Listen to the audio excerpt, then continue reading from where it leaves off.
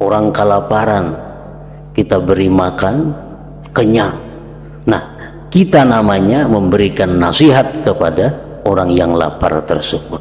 Jadi nasihat itu bukan hanya sebatas kata, bukan hanya sebatas ucapan, tetapi nasihat itu adalah setiap sesuatu yang mana kita bisa menempatkan kebaikan kepada orang, itulah namanya nasihat.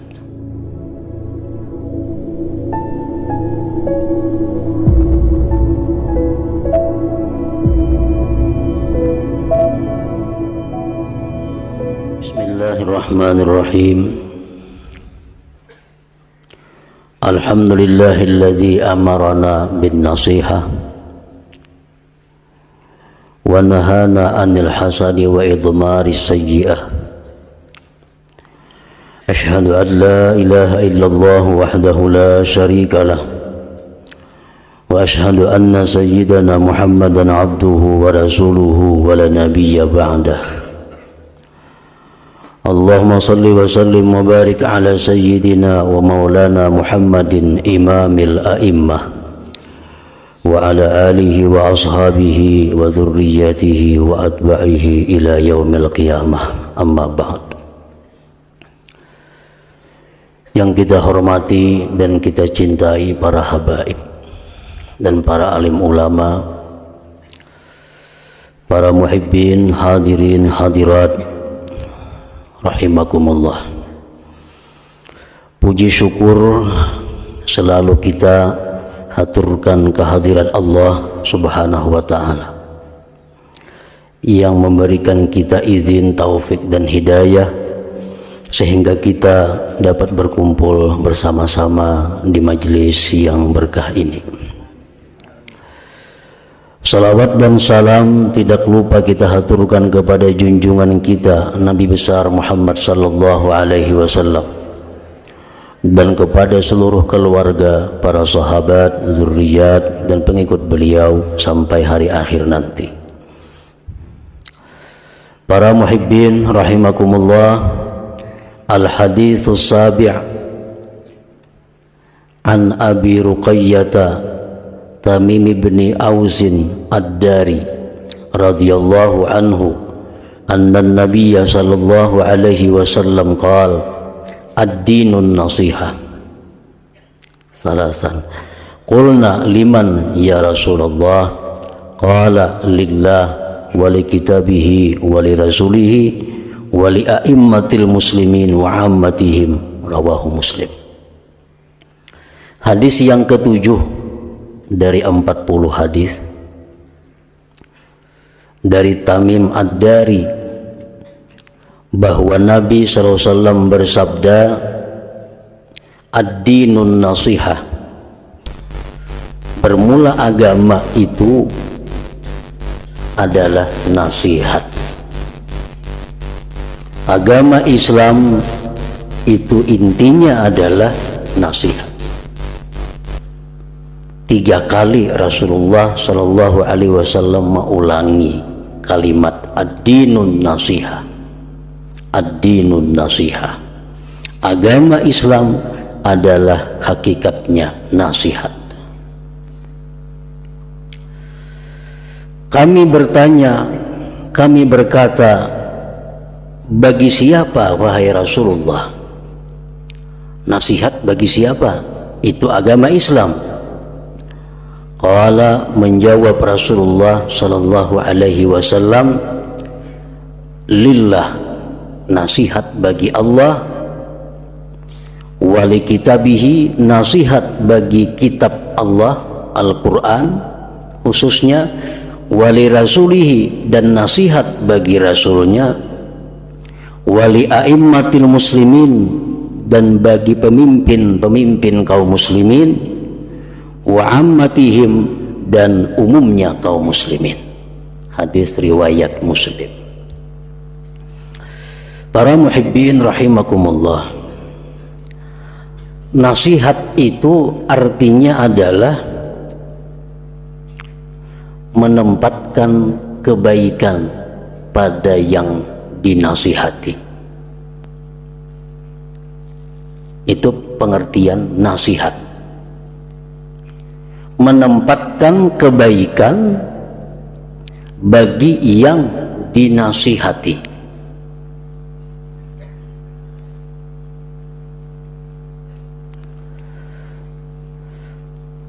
Apabila kita berbuat sesuatu yang membuat orang lain menjadi baik, sama ada itu urusan duniawi atau ukhrawi, maka perbuatan kita itu disebut nasihat. Orang garing disuntik oleh dokter, sihat. Nah, ini dokter namanya memberikan nasihat kepada yang sakit. Orang kelaparan, kita beri makan, kenyang. Nah, kita namanya memberikan nasihat kepada orang yang lapar tersebut. Jadi nasihat itu bukan hanya sebatas kata, bukan hanya sebatas ucapan, tetapi nasihat itu adalah setiap sesuatu yang mana kita bisa menempatkan kebaikan kepada orang, itulah namanya nasihat. Rasulullah sallallahu alaihi wasallam bersabda, "Ahabbu ibadati abdi ilayya an-nasihah." Sebuah hadis qudsi bahwa ibadah yang paling kusukai daripada hambaku adalah nasihat, menempatkan kebaikan kepada orang lain. Para muhibbin rahimakumullah. Lalu sahabat bertanya, "Wahai Rasulullah, nasihat itu untuk siapa?" Rasulullah menjawab, pertama, nasihat itu lillah, untuk Allah. Menempatkan kebaikan untuk Allah. Para ulama menguraikan, menjelaskan bagaimana yang dimaksud kita menasihati Allah. Karena nasihat itu pertama untuk Allah. Apa yang dimaksud dengan nasihat kepada Allah?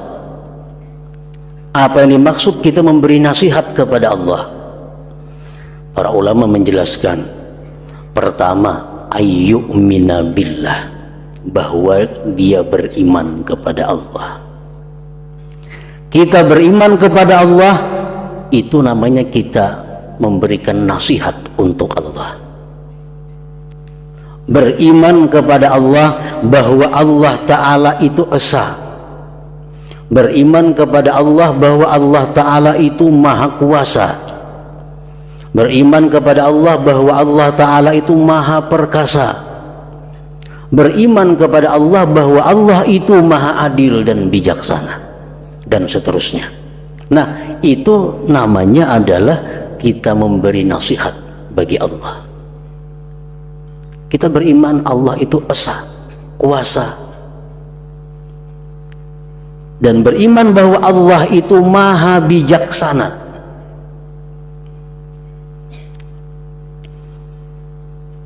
Nah, kalau kita benar-benar beriman bahwa Allah itu maha bijaksana, maka keimanan kita ini akan membuat hidup kita tenang,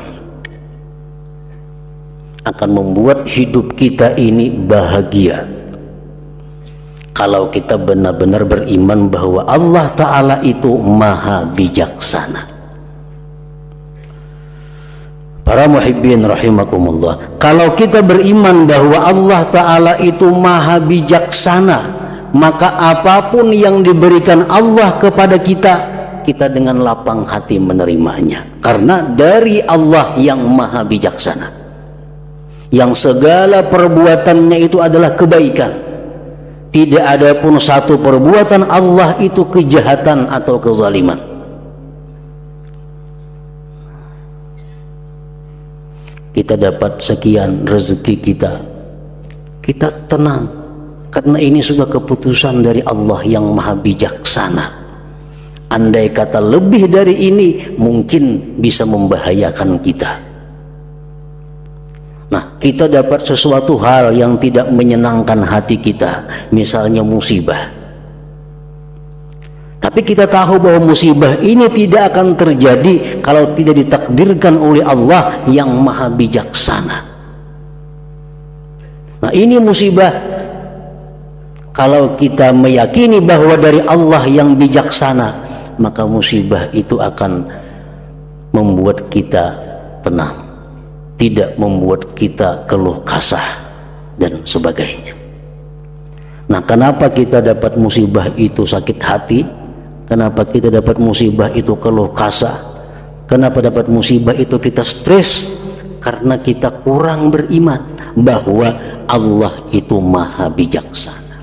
Padahal apa yang diputuskan Allah itulah yang paling baik untuk kita. Apa yang ditakdirkan Allah kepada kita itu yang terbaik untuk kita. Nah, bila kita beriman seperti demikian kepada Allah, berarti kita memberikan nasihat kepada Allah mengarahnya. Wa yanfiyas syarika lahu, menafikan sekutu bagi Allah, wa yusifahu bi sifatil kamal wal jamal, wa yunazzihahu an sifatin naqsi wal aib. Termasuk nasihat bagi Allah adalah mengimani bahwa tidak ada sekutu baginya dan mensifatkan Allah dengan sifat sempurna dan keindahan, dan mensucikan Allah dari sifat kurang dan aib atau celah. Termasuk kita nasihat bagi Allah wa ayyuaddiya ma faradallahu alaihi wa yajtaniba ma harrama. Kita melaksanakan perintah Allah, itu ngarannya kita memberikan nasihat bagi Allah. Kita menjauhi yang diharamkan Allah, ngarannya nasihat bagi Allah. Kenapa? Karena itu menempatkan kebaikan untuk Allah.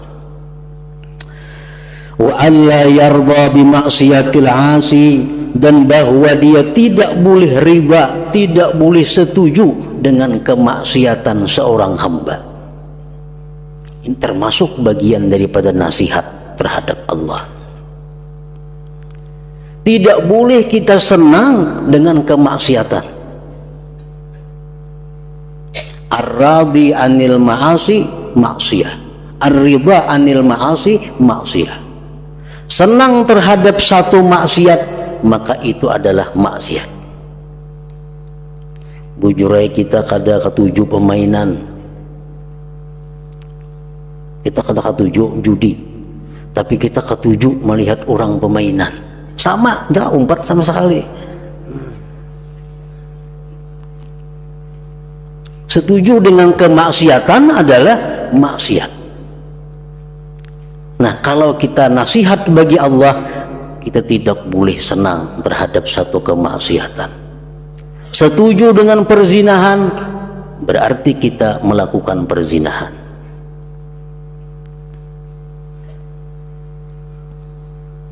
Ar-ridha ani syirki syirkun, ridha daripada syirik berarti kita syirik. Makanya kita kada boleh mendoakan orang kafir agar mereka dirahmati Allah. Orang kafir mati almarhum, mudahan dapat rahmat oleh Allah. Berarti kita ridha dengan kesyirikannya. Ridha dengan syirik adalah syirik, berarti kita yang syirik. Jadi maksiat itu bukan hanya kita lakukan dengan anggota zahir, tapi banyak sekali maksiat itu yang kita lakukan dengan sebab kita setuju dengan perilaku maksiat. Padahal bila mana kita melihat maksiat itu mestinya ada hal-hal yang kita lakukan. Pertama, rusak, hancurkan itu maksiat. Kalau kada sanggup menghancurkan, katakan bahwa ini tidak boleh, ini haram. Kalau kada sanggup dengan demikian, jangan senang, benci, tidak ridha di dalam hati, dan ini paling lemah iman. Nah, para muhibbin rahimakumullah, jadi ridha dengan maksiat ini termasuk yang paling banyak mencelakakan manusia, termasuk yang paling banyak membuat manusia masuk ke dalam api neraka. Diperlihatkan Allah catatan amal, di situ kita ada melakukan zina, kita ada melakukan judi, kita ada melakukan ini itu, tapi dalam dunia kita kada pernah melakukan. Dalam dunia kada pernah melakukan. Oh, ternyata kita pernah ridha dengan itu, kita pernah setuju dengan itu.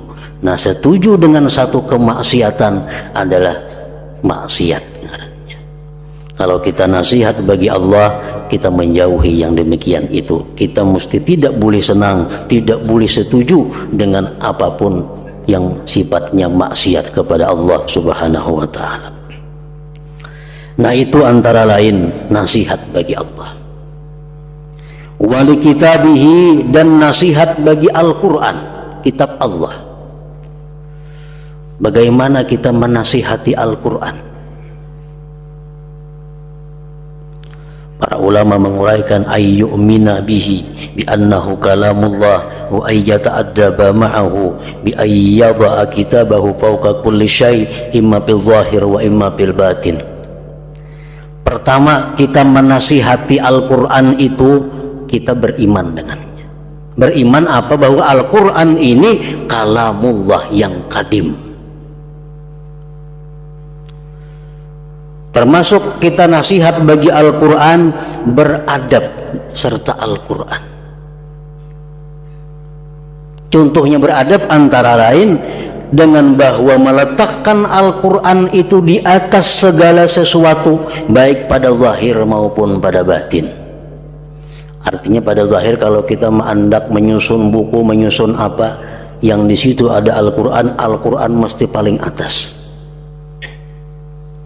Ini tanda kita nasihat bagi Al-Quran. Kalau kita meletakkan Al-Quran di bawah buku-buku lain, itu sudah tidak beradab dengan Al-Quran. Itu pada zahir. Kalau pada batin apa? Menempatkan Al-Quran sebagai hukum Allah di atas segala hukum yang lainnya. Sekampungan orang madahkan itu kada baik, tapi kalau Al-Quran mengatakan itu baik, maka Al-Quran itu yang ku ambil baik. Nah, ini ngarannya meletakkan Al-Quran di atas segala sesuatu pada batinnya. Sekampungan orang madahkan baik, Al-Quran mengatakan itu kada baik. Nah, nang kada baik itu nang kita ambil karena itu dari Al-Quran. Ini tandanya kita nasihat bagi Al-Quran. Para muhibbin rahimakumullah, wali rasulihi, dan nasihat itu adalah juga untuk rasulnya.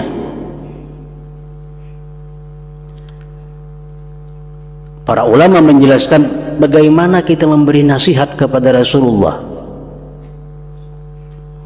Ayyu'mina bihi, pertama kita beriman dengan beliau, bahwa beliau Rasulullah, apa yang beliau sampaikan itu benar dari Allah Subhanahu wa ta'ala. Satu. Yang kedua, wa ayyuhibbahu, wa ayyuhibbahu, bahwa mencintai beliau. Mencintai beliau lebih daripada mencintai apapun. Rasulullah SAW bersabda, la yu'minu ahadukum hatta akuna ahabba ilaih min waladihi wa walidihi wan nas ajma'in. Kata Rasulullah, tidak beriman salah seorang kamu sehingga aku lebih dia cintai daripada anaknya, daripada orang tuanya, daripada manusia seluruhnya. Jadi menempatkan cinta Rasulullah di atas mencintai segala-galanya, itu nasihat bagi Rasulullah sallallahu alaihi wasallam.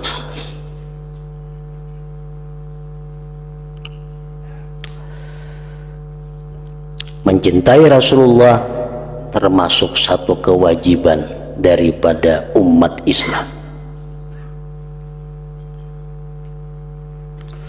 Rasulullah sudah menjelaskan tadi bahwa iman kita tidak akan bisa sempurna kalau Rasulullah masih di bawah daripada yang lainnya dalam hal cinta kita. Para ulama menyimpulkan, menjelaskan apa alamatnya orang yang cinta kepada Rasulullah Sallallahu Alaihi Wasallam. Pertama, kata mereka, ta'atuhu, taat kepada beliau. Karena orang yang mencintai itu pasti taat kepada yang dicintai.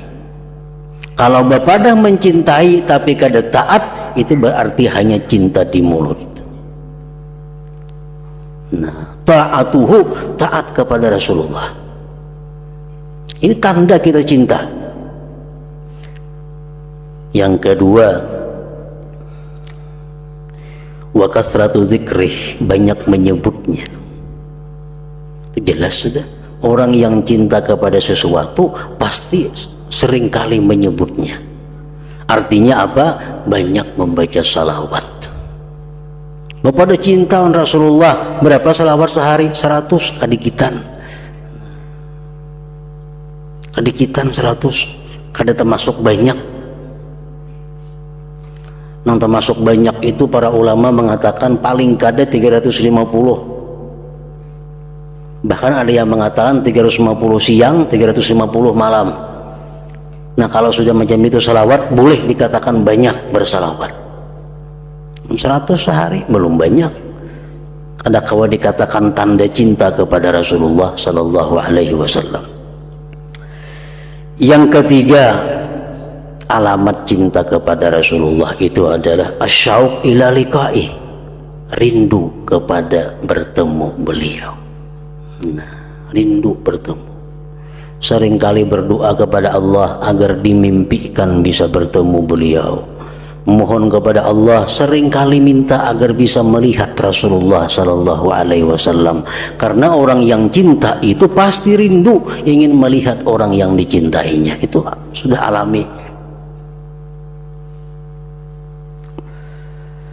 Yang ketiga, mahabbatu alihi wa ashabih, mencintai keluarga dan para sahabat-sahabatnya. Kalau kita cinta dengan seseorang, kita pasti cinta dengan keluarganya, cinta dengan kawan-kawannya. Kada bisa kita mencintai seseorang tapi kita kada cinta kepada keluarganya, tuh kada bisa.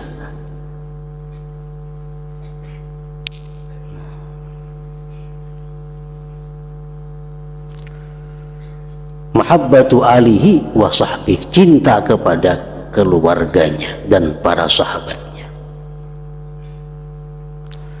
Keluarga Nabi itu adalah orang-orang yang diharamkan menerima zakat, kata sebagian ulama. Keluarga Nabi itu adalah orang-orang yang keturunan daripada Bani Hashim Banil Muttalib, dan mereka ada sampai hari kiamat.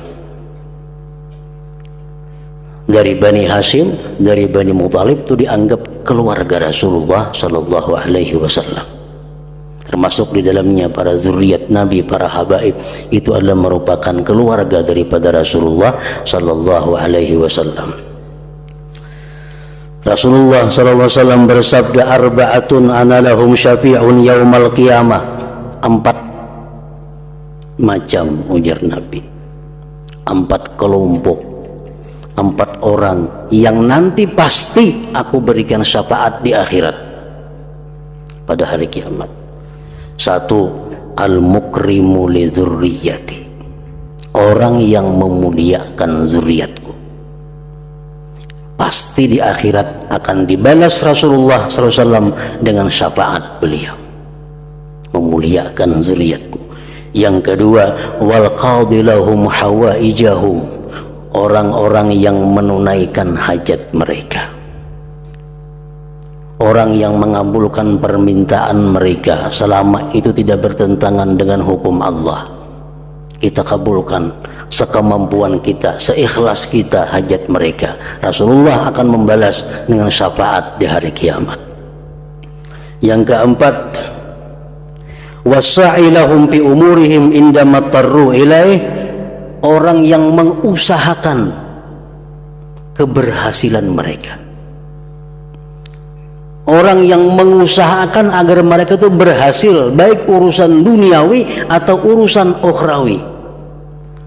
Mereka hendak berdagang, kita usahakan tempatnya agar bisa berdagang.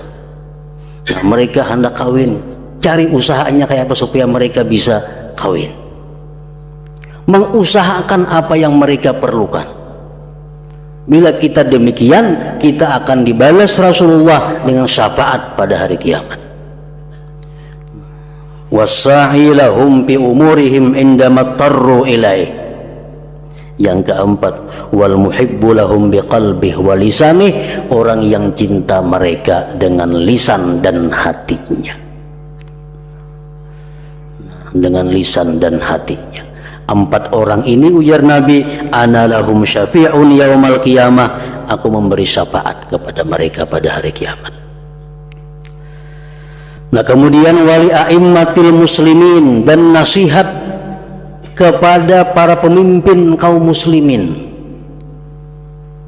Pemimpin ini pengertiannya 2. Pemimpin duniawi disebut dengan umara, pemimpin ukhrawi disebut dengan ulama. Mereka itu diberi nasihat. Bagaimana cara memberi nasihat kepada mereka? Ayyu'inahum alal haq, bahwa menolong mereka atas kebenaran. Apapun program-program pemerintah yang sifatnya adalah kebenaran, didukung.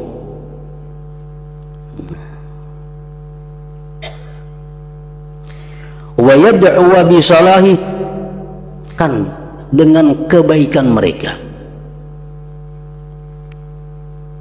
Dalam ratib-ratib biasa disebutkan ada Allahumma aslihir ra'i war ra'iyah, ya Allah baguskan pemimpin, baguskan rakyat.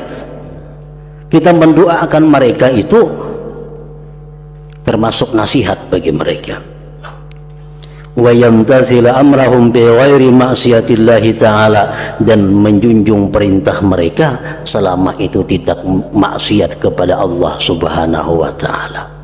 Kalau pemimpin, kalau atasan menyuruh kita maksiat, wajib kita menolak. Kalau atasan menyuruh kita sesuatu hal yang bertentangan dengan hukum Allah, wajib kita menolak. Karena la ta'ata li makhluqin fi ma'siyatil khaliq, tidak ada taat sedikit pun kalau untuk maksiat kepada Allah. Anak kada boleh taat kepada orang tua kalau orang tua merintahkan maksiat. Istri kada boleh taat kepada suami kalau suami menyuruh maksiat kepada Allah. Murid kada boleh taat kepada guru kalau gurunya menyuruh maksiat kepada Allah. Rakyat tidak boleh taat kepada pemimpin kalau mereka menyuruh rakyatnya maksiat kepada Allah. Bawahan kada boleh taat kepada atasan kalau atasan ini menyuruh maksiat kepada Allah. Dan kita kada ada alasan di akhirat. Kenapa ikam melakukan ini? Disuruh atasan bang, kada ada alasan. Allah kada menerima alasan itu. Disuruh kuitan bang, kada ada alasan. Kada bisa menyelamatkan kita daripada siksa Allah. Kalau kita maksiat kepada Allah, disuruh oleh siapapun, kada kau beralasan. Kemudian wa ammatihim, dan nasihat kepada kaum muslimin secara umum. Qala Nabi sallallahu alaihi wasallam, inna ahabba ibadillah ilallah ansahuhum liibadih. Hamba Allah yang paling disayangi Allah, hamba Allah yang paling sering memberikan nasihat kepada hamba Allah. Orang yang paling dicintai Allah, orang yang paling banyak memberikan nasihat kepada Allah. Nasihat bukan ceramah melulu kada. Nasihat bukan berpidato, kada itu nasihat. Nasihat artinya sangat luas tadi. Contohnya ayyursyidahum ila ma salahuhum fid dunya wal akhirah, seperti mengarahkan mereka kepada sesuatu kemaslahatan mereka dunia akhirat, memberikan arahan, memberikan petunjuk, memberikan bantuan untuk kebaikan dunia atau akhirat mereka. Itu ngarannya nasihat bagi kaum muslimin. wa ayyuhibba lahum ma yuhibbu li nafsihi wa yakraha lahum ma yakrahu li nafsihi, bahwa dia cinta bagi kaum muslimin sesuatu yang dia cinta untuk dirinya, dan dia benci bagi kaum muslimin sesuatu yang dia benci bagi dirinya. Hakunlah kita ditipu orang kada hakun, menipu orang bang sama aja juga. Jadi ditipu orang kada hakun, menipu orang apa iyanya. Mestinya orang Islam yang memberikan nasihat itu adalah suka bagi dirinya. Demikian pula dia suka kepada kaum muslimin yang lain. Inya ingin sihat, inya ingin sukses. Nah, orang lain pun dia inginkan demikian. Nah, ini bisa kita lakukan dengan doa. Misalnya kita berdoa, ya Allah, ampunilah dosa hamba. Ya Allah, luaskanlah rezeki hamba. Ya Allah, peliharalah hamba daripada segala macam bala bencana. Ya Allah, jadikanlah keturunan hamba orang-orang yang saleh. Ya Allah, matikanlah hamba dalam husnul khatimah. Nah, ini artinya berdoa untuk seorang. Nah, di ujung doa kita tambah, ya Allah, seperti hal demikian hamba minta kepada engkau untuk kaum muslimin dan muslimat. Nah, ini saling kenalan pahalanya. Kita dapat pahala sebilangan orang muslim dan muslimat yang ada di seluruh dunia. Kalau dalam bahasa Arabnya, Allahumma fa'al mithla dzalik bil muslimin wal muslimat. Ya Allah, perbuat jualah seperti demikian. Ampuni dosa, murahkan rezeki, selamatkan daripada bencana terhadap seluruh kaum muslimin dan muslimat. Nah, kada lapah kada doanya. Kita berdoa saling panjangan, cuma di hujungnya tambahi Allahumma fa'al mithla dzalik bil muslimin wal muslimat. Ya Allah, perbuatlah seperti demikian untuk kaum muslimin dan muslimat.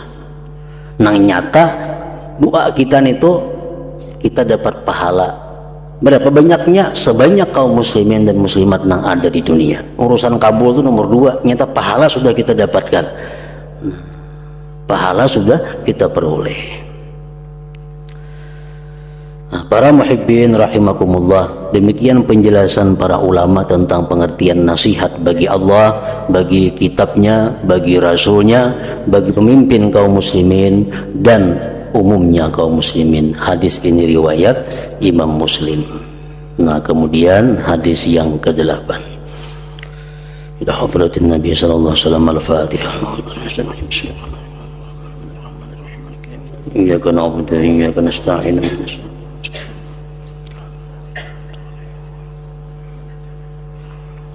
أشهد أن لا إله إلا الله وحده لا شريك له وأشهد أن سيدنا محمدا عبده ورسوله لا إله إلا الله نستغفر الله لا إله إلا الله نستغفر الله لا إله إلا الله نستغفر الله لا إله إلا الله محمد رسول الله صلى الله عليه وسلم فيا أيها الرجل منه شفاعة صلوا عليه سلموا تسليما.